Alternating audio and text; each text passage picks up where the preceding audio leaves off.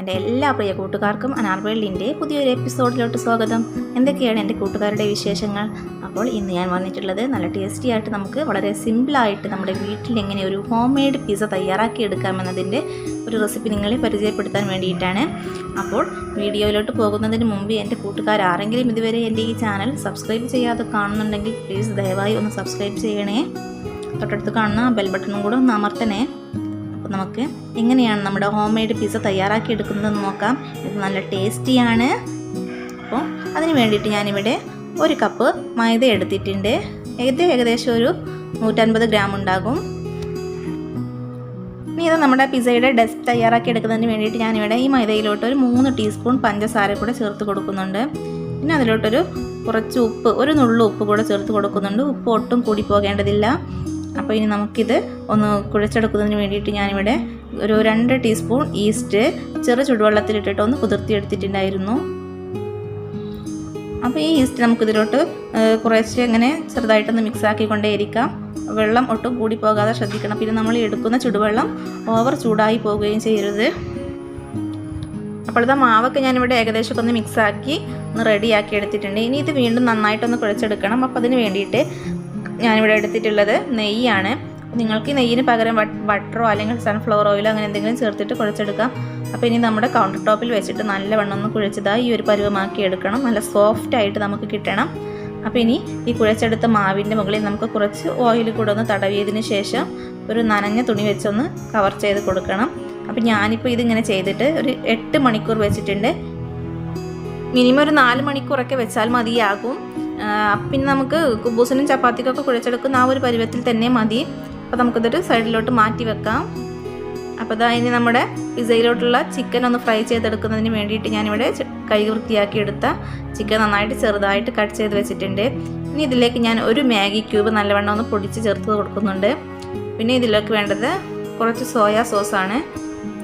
ഇതിലേക്ക് ഇപ്പോൾ ഞാൻ 1.5 ടീസ്പൂൺ സോയാ സോസാണ് ആഡ് ചെയ്തിട്ടുള്ളത്. പിന്നെ ഉപ്പ് ഒട്ടും തന്നെ ചേർക്കുന്നില്ല. നമ്മുടെ സോയാ സോസിലും നമ്മുടെ മാഗി ക്യൂബിലും അത്യാവശ്യത്തിനുള്ള ഉപ്പുണ്ട്. അതുകൊണ്ട് ഒട്ടും തന്നെ ഉപ്പ് ചേർക്കേണ്ട ആവശ്യമില്ല.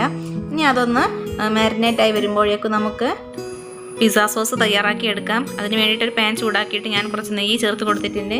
ഇതാ ഈ ഒരു അരച്ചെടുത്തിരിക്കുന്ന പേസ്റ്റ് നമ്മുടെ ഒരു തക്കാളിയും ഒരു ചെറിയ സവാളയും ഒരു ക്യാപ്സിക്കവും കൂടെ മിക്സിയിലിട്ടിട്ട് നന്നായിട്ടൊന്ന് അരച്ചെടുത്തതാണ്. അതിലേക്ക് ഞാൻ അരക്കുന്ന സമയത്ത് കുറച്ച് ഇഞ്ചി വെളുത്തുള്ളിയുടെ പേസ്റ്റ് കൂടെ ചേർത്തിട്ടുണ്ടായിരുന്നു. അപ്പം ഇനി ഇത് നെയ്യിലിട്ടിട്ടൊന്ന് നന്നായിട്ടൊന്ന് റോസ്റ്റാക്കി എടുക്കണം. നല്ലവണ്ണം ഒന്ന് മിക്സാക്കി എടുക്കാം. ഇനി ഇതൊന്ന് തിളച്ച് ഒരു പാകമായിട്ട് വരുമ്പോൾ നമുക്കിതിലോട്ട് കുറച്ച് ഉപ്പ് കൂടെ ചേർത്ത് കൊടുക്കാം. അപ്പം ഇനി പിസ്സ സോസ് വീട്ടിൽ തന്നെ തയ്യാറാക്കി എടുക്കണമെന്നൊന്നുമില്ല. നമുക്ക് സൂപ്പർ മാർക്കറ്റിൽ പോയാലും റെഡിമെയ്ഡായിട്ട് വാങ്ങാൻ കിട്ടുന്നതാണ്. പിന്നെ പലരും പലതരത്തിലാണ് പിസ്സ സോസ് തയ്യാറാക്കി എടുക്കുന്നത്. അപ്പം ഞാൻ ഇവിടെ കാണിക്കുന്നത് ഞാൻ ഉണ്ടാക്കുന്ന എൻ്റെ ഐഡിയയിലുള്ള ഒരു പിസ്സ സോസിൻ്റെ റെസിപ്പിയാണ് കേട്ടോ. ഇനി ഇതിലേക്ക് നമുക്കൊരു 2 ടീസ്പൂൺ ടൊമാറ്റോ കെച്ചപ്പ് കൂടെ ആഡ് ചെയ്ത് കൊടുക്കാം.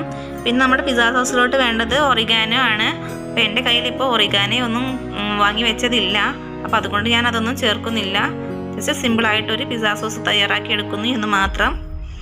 അപ്പോൾ ഇനി സ്പൈസി ആവശ്യമുള്ളവർക്ക് വേണമെങ്കിൽ ചില്ലി സോസ് കൂടെ ആഡ് ചെയ്യാവുന്നതാണ്. ഇനി ഇതിൽ ആ ടൊമാറ്റോയുടെ ആ വെള്ളമൊക്കെ ഒന്ന് വറ്റിയിട്ട് വരുമ്പോൾ നമുക്കിതിലേക്ക് കുറച്ച് മൊസറല്ല ചീസ് കൂടെ ആഡ് ചെയ്ത് കൊടുക്കാം. ഇനി ചീസ് ഒന്ന് മെൽറ്റായിട്ട് വരുന്നത് വരെ നമുക്ക് ഒന്ന് നല്ലവണ്ണം ഒന്ന് മിക്സാക്കി കൊടുക്കാം. ചൂടിൽ കിടന്നിട്ട് ഈ ചീസ് ഒന്ന് നല്ലവണ്ണം മെൽറ്റായിട്ട് വരണം. അപ്പോൾ നമ്മുടെ പിസ്സ സോസൊക്കെ ഇവിടെ ഏകദേശമൊക്കെ റെഡി ആയിട്ടുണ്ട്. ഇനി ഇതാ നമ്മുടെ പിസ്സ സോസൊക്കെ ഒന്ന് ഇവിടെ ഇരുന്നിട്ട് നല്ലവണ്ണം ചൂടാറിയിട്ട് വരട്ടെ. അപ്പോഴേക്കത് നമ്മുടെ ചിക്കനൊക്കെ നല്ലവണ്ണം മാരിനേറ്റായിട്ട് എല്ലാം അതിൽ പിടിച്ചിട്ടുണ്ട്. ഇനി നമ്മുടെ നേരത്തെ കുഴച്ച് വെച്ച നമ്മുടെ പിസ്സയുടെ ഡസ്ബിനുള്ള മാവ് കൂടെ ഇവിടെ നല്ലവണ്ണം പൊങ്ങി വന്നിട്ടുണ്ട്. ഇനി ഇത് നമുക്ക് കൈ വെച്ചിട്ട് ഒന്നും കൂടെ ഒന്ന് മിക്സാക്കി യോജിപ്പിച്ച് കൊടുക്കാം. അപ്പോൾ നമ്മുടെ പിസ്സക്കുള്ള ഡസ്പൊക്കെ ഇവിടെ റെഡി ആയിട്ടുണ്ട്. ഇനി നമുക്ക് ഈ ചിക്കനും കൂടെ ഒന്നങ്ങ് പൊരിച്ചെടുക്കാം. അതിന് വേണ്ടിയിട്ട് ഞാൻ പാൻ ചൂടാക്കിയിട്ട് അതിലേക്ക് കുറച്ച് ഓയിൽ ആഡ് ചെയ്ത് കൊടുത്തിട്ടുണ്ട്. ഇതാ ഓയിലൊക്കെ ചൂടായി വന്നിട്ടുണ്ട്. അപ്പോഴേക്ക് നമുക്ക് ചിക്കൻ ഇതിലോട്ടിട്ട് കൊടുക്കാം. എന്നിട്ട് നന്നായി ഒന്ന് ഷാലോ ഫ്രൈ ചെയ്തെടുക്കാം. ചിക്കനൊക്കെ ഒന്ന് ഫ്രൈ ആയി വരുമ്പോഴേക്ക് നമുക്ക് നമ്മുടെ പിസ്സ തയ്യാറാക്കി എടുക്കാൻ എടുത്തിട്ടുള്ളത് നമ്മുടെ കേക്കിൻ്റെ ടിന്നാണ്.